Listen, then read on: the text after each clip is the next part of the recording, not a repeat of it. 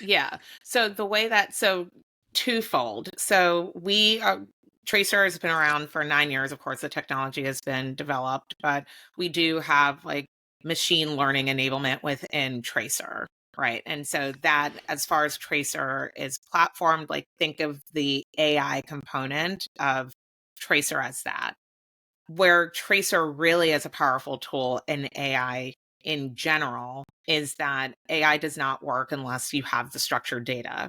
And the way that you get that is through Tracer. So, what we're doing with a lot of our clients right now, of course, because it's inherent in what Tracer does, is we are actually helping them get everything organized so they can then use AI effectively.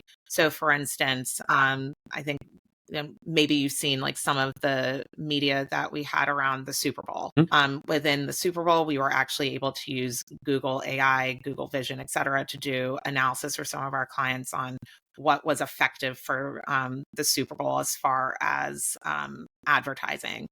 We were able to take the data and we realized that the most effective Super Bowl spots were actually Super Bowl spots without celebrities, and we were able to actually get down to how many pieces or how many words were in the most effective Super Bowl campaigns as well. Like these are the types of things that we're able to do by taking Tracer to absorb all of the information, normalize it, and then feed it into AI so it can actually provide some of these analysis. We're doing a lot of that on the creative side of things with our clients.